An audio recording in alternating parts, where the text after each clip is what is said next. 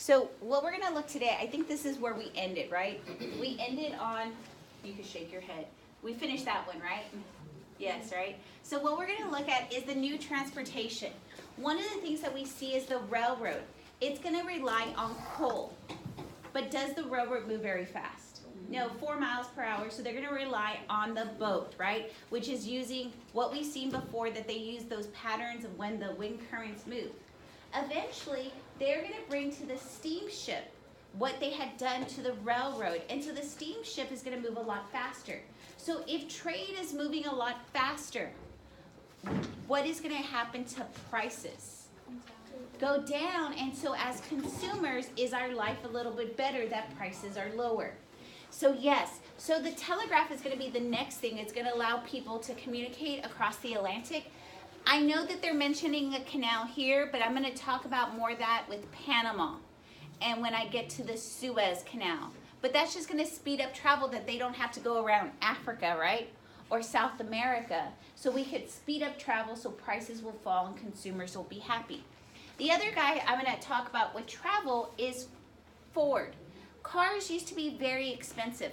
We see Dodge and Chrysler, they had artisans that were making these cars. And when an artisan makes your car, the price is really high. And what they started to realize is if we divide this up, because the assembly line had already been created. When they divided up, let's just say Emilio is doing the chassis. Nick is adding the tires in. She is adding the doors in. The next person is adding the windows. You're adding the car, the seats in the car. And then she's adding the wheel. And everybody's doing a little part of it, but the car's not moving. It stays in one place. Does that take a long time? Yes, but they're specializing so they can move fast. But once, what Ford does is he puts it on a conveyor belt. So y'all know when you go to the grocery store, the food moves on that conveyor belt? Well, just imagine we put a car on a conveyor belt. So Emilio, he puts the chassis on. Can he now work on the next car, that car is moved out of the way? So now what is going to happen to production now that he has this conveyor belt that's moving it along to all the employees? What's going to happen to production? It's going to go up. But what's going to happen to price? And so Ford makes the car affordable. You get it? Affordable. So what happens to price? Price goes what? Down. So the car used to be $900, the Model T. It is going to go down to $300. Can the average American afford a car now? Yes, so again, affordable. Okay. Okay, so industrialization. With all these new technologies, we're going to see that manufactured goods become inexpensive. Are we happy? Yes, because that means our dollar is buying more. We're going to see our standard of living is going to go up. Because like Ford, prior to Ford, how do we have to get around to go to places? Walk, horse, and buggy. But now that we have a car, is our life a little bit better? Yes, our feet get to rest, right? We're going to see population is going to grow because industrialization is happening. Do you have money in your pocket? And you're spending it. How do you feel? Good. And so this is what leads to procreation. Because usually during times when there's a depression, do you think people want to have kids? So our population every 20 years is going to double. We're going to have massive internal movements because people want to move towards what? The farms or the factories? Factories. We're going to have external migrations because people are going to realize that there's not a lot of jobs in England and they're going to come to the new world. Okay? We're going to see new social classes develop, the middle and the working class. We're going to see changes in families, right? All of a sudden, it used to be the family worked on the farm. Where is the family going to work now? And when the mom and the dad are in the factory, who else is going to be in the factory too? The kids. And that's a big change to the society. Yes? It's probably a dumb obvious question, but you said the other day that they put factories in rural areas, and farms, wouldn't they be rural areas? So yes. Aren't they? The farmers are being displaced because most of them are tenant or sharecroppers. And so let's just say you own the farm, and all of us are working on your farm, but now you've gotten a tractor. Do you need all of us? No. So then what happens to all of us that were working on your field, and now you only need to apply Emilio to the tractor? Yeah. Now all of these people are unemployed, and that is why the factory moves to the rural areas. Because if you go to any rural area in Texas, you're always going to notice that there is a factory there. Yeah. You could go to Ennis, right? 287 and 45. Do y'all see all of those distribution centers there, right? The reason why they're there is because is there a group of people who have been displaced because of farming? And they settled there, and so now they have a group of lively workers. Okay? And so that's why. We'll see them in major cities, but like Carnegie, what he'll do, Carnegie makes U.S. Steel in Pittsburgh, hence the Pittsburgh Steelers. Okay? But what he does is he doesn't put the steel mill right in the center of Pittsburgh. He puts it on the outskirt of Pittsburgh so he can get those rural farmers to come in. So then I look at Wisconsin. Wisconsin, we know, the railroad's gonna come up here. We're gonna have a lot of Germans, and they're gonna specialize in cheese, and so they're gonna have factories there that they become packers. Hence the Green Bay. Oh, it's just because they moved. They specialize in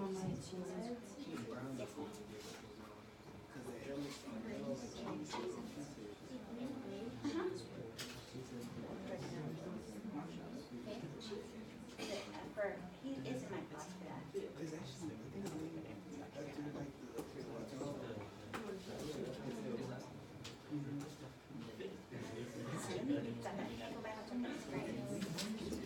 I'll get back to you today. Okay. I would say that maybe since they Okay, so are y'all having all of these like dumbfounded moments about like football teams now and their names? I knew about the Okay, Steelers. you knew about the Steelers, the Packers, okay? And so we used to have a football team here called the Houston Oilers, and because the oil industry was in Houston, but the Houston Oilers now are the Tennessee Titans, okay? So, sorry people on the other side. Yeah, it's because someone bought them and then moved the team. And so then another team, okay, okay, so this is how all the teams get their names. So eventually when you're in U.S. history next year and you learn about Manifest Destiny and the Gold Rush in 49, and this is how we get the 49ers, okay? Y'all are having all my U.S. history moments right now. The Cowboys is just because of Texas and the cowboy. Okay. What's the one that lives in Houston? They're the Texans, but it used to be the Houston Oilers. How sure about what you know from history now? A lot.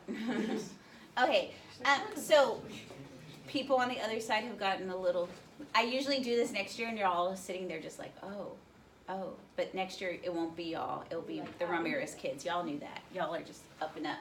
Okay, so because of the child labor, and I know we went off on a whole tangent about football teams. Because of child labor, this is what's going to lead to reforms, because y'all know right now, how old do you have to be able to work? And that's because of child labor laws. The first thing on the child labor laws is you cannot work in the coal mines.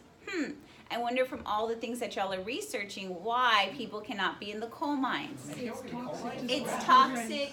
There's this thing that will eventually happen called miners consumption, and they call it miners consumption, but it's really cancer.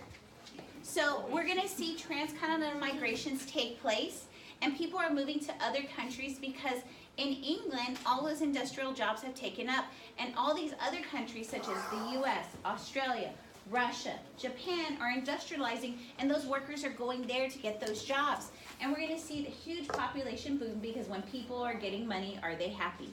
Yes, and this is going to lead to a huge birth rate. We see middle class and working class are going to have inadequate housing. And what happens at this time, we don't have running water. So does that mean we have a sewage system? No. We don't have a sewage system, so how are people going to the potty in tenements? Outside. No, outhouses are in the country. They dump it. In the street. No, they don't just go out and whiz in the street. They have a bucket. They have a chamber pot. Here's our chamber pot. And we're going to pretend we're living in a tenement right now.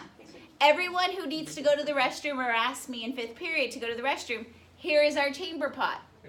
Okay? Nicholas, if he has to go to the bathroom, pretend. Okay? And so, no, it's here. You usually, in a house, in the tenements, you have a corner of the room where your chamber pot is. Okay?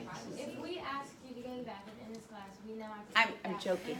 I'm joking. Well, if you need a demonstration, Okay? And so what happens, okay, what happens is that this, I was joking, okay, but at this time, this is what would happen in this life. People would have a chamber pot in their house, they would go potty, and it was someone's chore every week to throw the chamber pot. But guess what? Guess what? If it's a week, what's going to happen to the top of this chamber pot? And so this person has to take it out, but they have a window.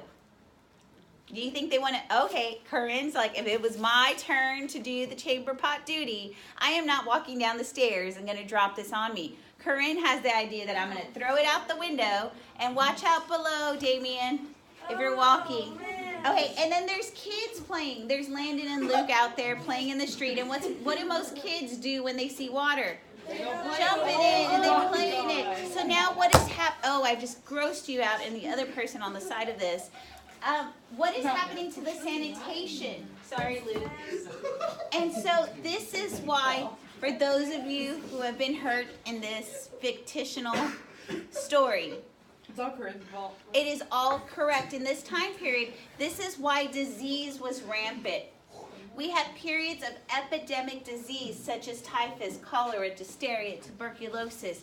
People not being able to live to a decent age because sanitation is horrendous at this time period.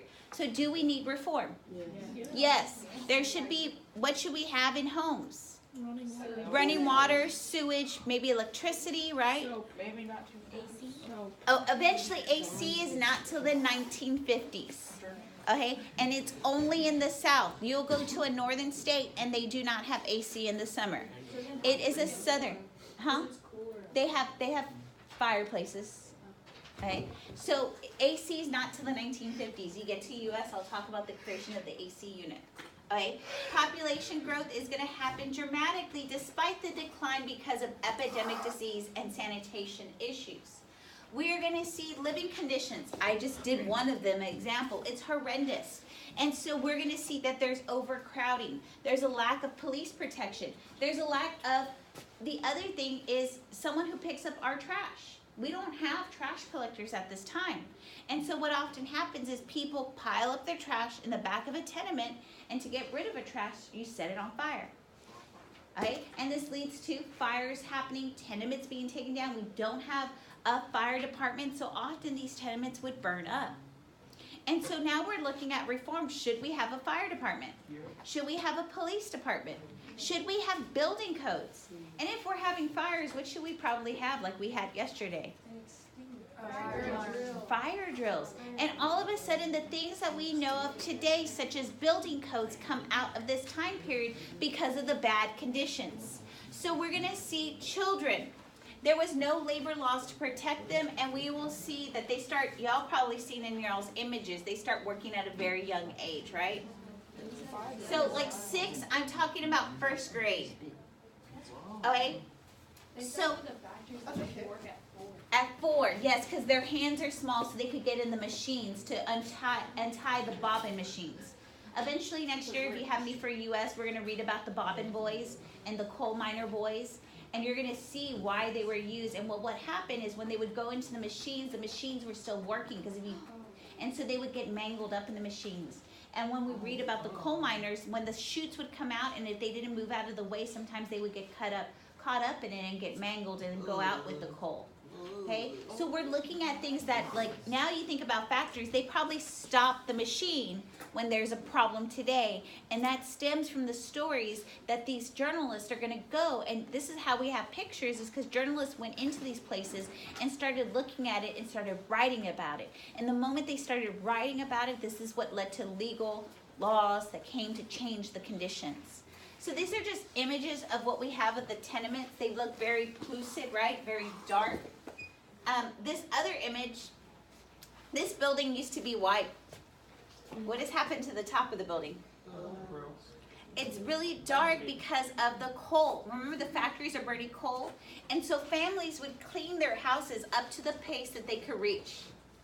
And then everything above that, they would hire someone, if you see Mary Poppins, they're the chimney sweepers. The chimney sweepers would come in and they wouldn't worry about this part of the house. What they were worried was about the roof, because if that coal kept on piling up on top of the house, what would happen to the roof? And so this is why chimney sweepers were used, because of the pollution from the mills and the factories. Okay? Okay, so another thing is, I talked about this. Were they building the factories in the middle of the city? No, they were moving on the outskirts. And so is this far for the people to get to? And so some companies like Andrew Carnegie and Rockefeller, they would build company towns. And so the people could go to work, and then they're probably like really close to their workplace because here is their house. Okay, so the people went to work and they made what? Money. And now they're going to live in this company town, but who are they going to have to pay rent to? They're not the landlord. Who made this? Their boss. The boss, the factory. So let's look at this. Carnegie. Okay, so now you're upset. They're going to work for Carnegie. They're getting money, right? And Carnegie at the end of the month saying, hey, you're living in my house. What do you have to do? So then they went to work to make money just to give it back to who? And this is the whole thing of company towns. The boss learned, I could get people to work for me, build the houses, they pay me back. And this is going to lead to people getting upset. And this is capitalism. They're going to form a union. Exactly. Because isn't this outrageous? And this is what's going to constantly happen. So if I look at these places over here in Waxahachie, they used to have houses around them. But eventually when these company towns will go away, they just expanded the factories. So there's just stories about the urban poor, like Oliver. Did y'all read Oliver Twist in English? No. Did y'all? Okay, some of y'all did. And it's about this boy and how he has to go, he's an orphan, and he goes to the system and he's working in a factory. But okay, we have notes set on this. Do y'all remember last time y'all picked this up? Let's take that out because we're going to fill it out. Usually when I talked about my social pyramid, who used to be at the top? Kings. Kings. Do I see a king at the top here? No. The king has gone. Oh, he's still there. But because of things like the Glorious Revolution, they've lost power. And so now we are seeing that the captains of industry are going to amass so much wealth that they're going to be at the top of society. This is weird because every single social pyramid I have shown you before this time period, the king has always been at the top. And then below him was always his government officials. Military. And then the military. Artisans and merchants. Okay, I'm going to get you. I'm teaching for you.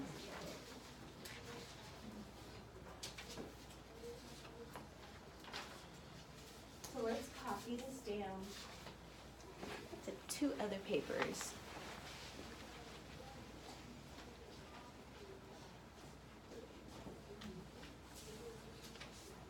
So who always used to be on the bottom? Slaves. Slaves. Are they even here? Well, Because technically. what is wage slaves? Yeah. They are wage slaves. Technically what has happened in most countries is they've emancipated slaves. We'll see the United States and Brazil are the last 2 nations and nations are synonymous, that have slaves. And eventually by the Civil War, and Brazil right after that will emancipate their slaves. So looking at this, our social structure is completely different. And this is why we're stopping today to write this down, because no longer do I have kings at the top and no longer do I have slaves at the bottom. We are seeing now a skilled group of people called the middle class. We've never seen the middle class. Some of these are merchants. Some of these are engineers, but did they have to have skills? Some of them have to go to college? Yes, and we're seeing the birth of colleges at this time.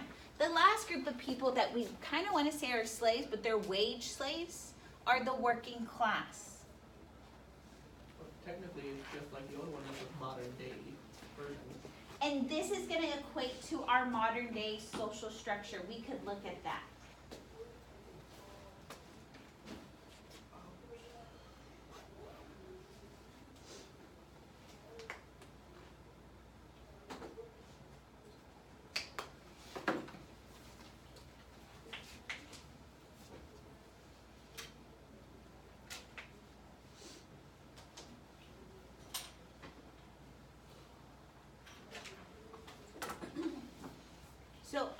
always remember industrialization is the tipping point for my social pyramid to change.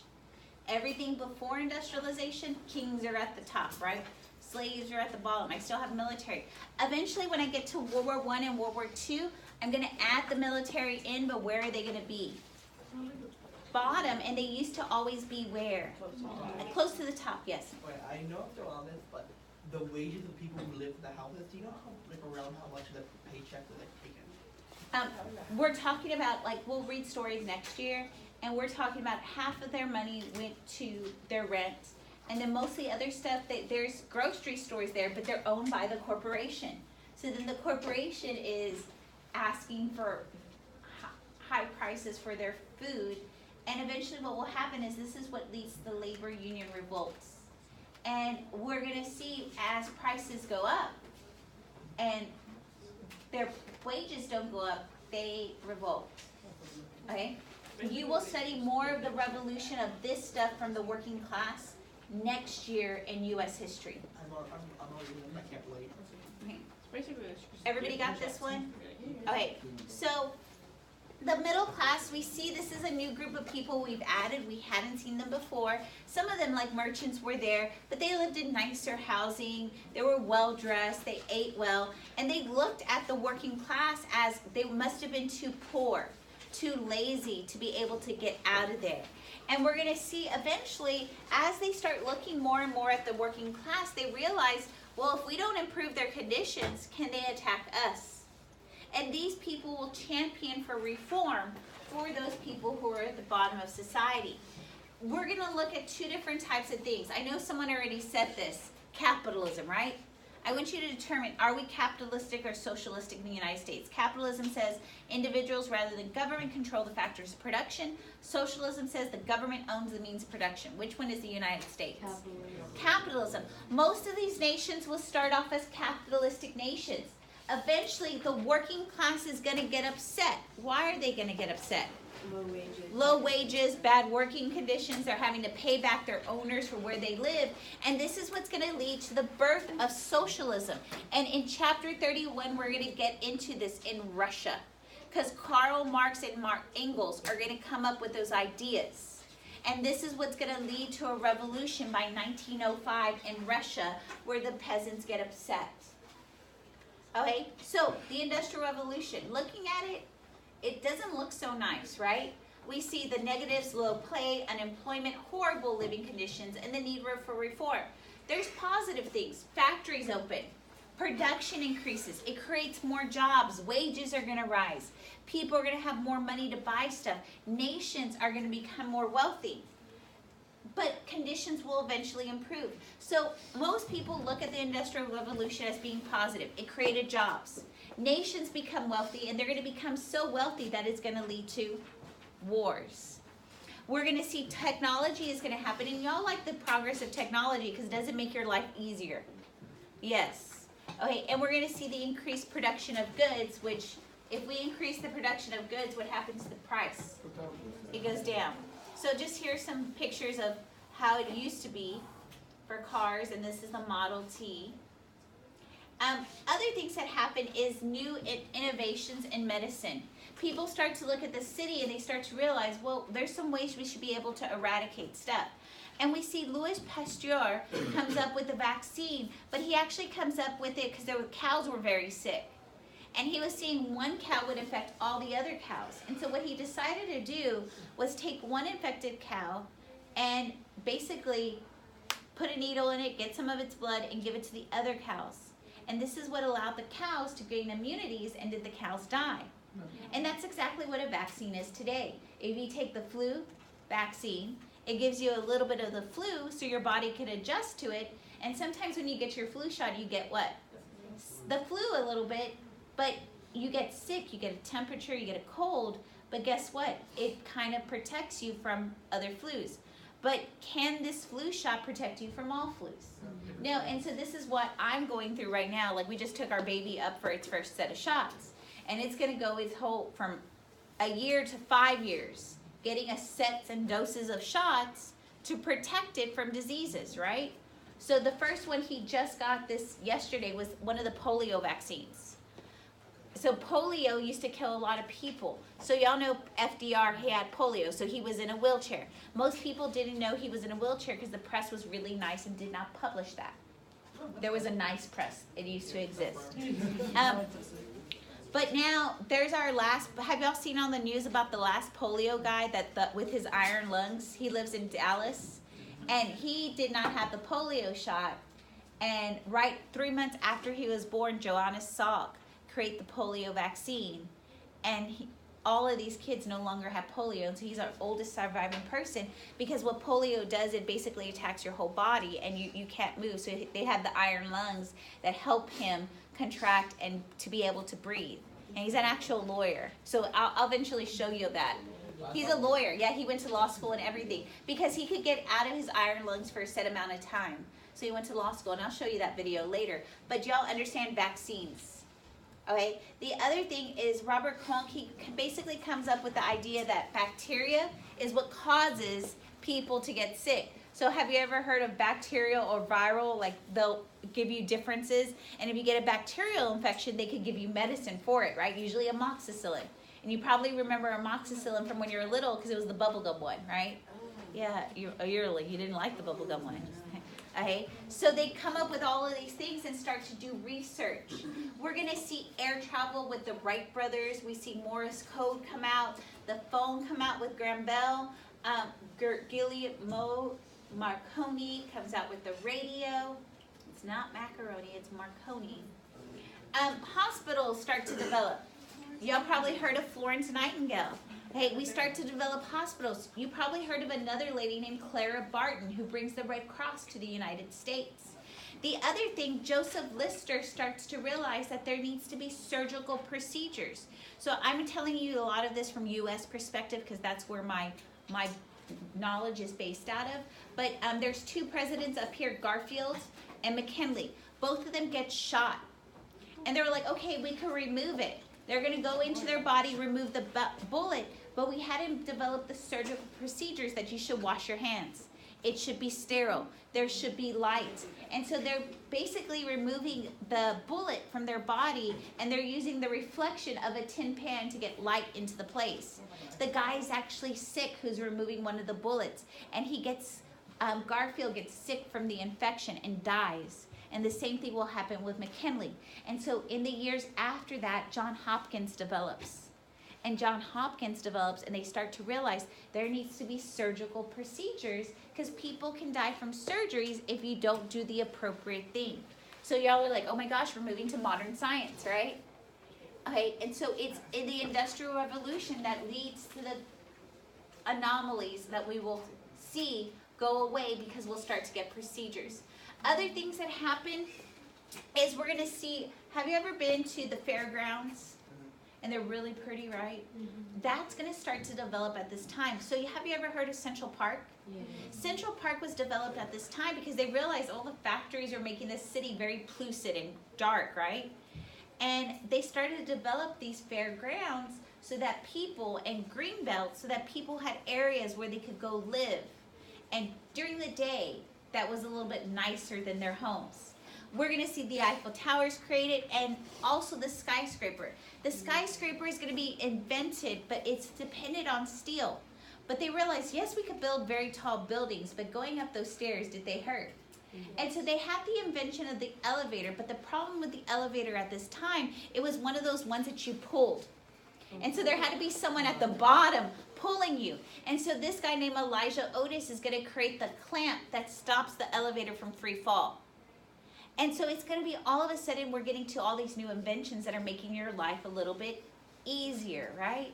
And so this is the cool thing about industrialization is that all these inventions come out that we're like, oh my gosh, I know this, I've seen this. And they're more modern day. And so we already did this. So we're done with this portion. It's getting a little bit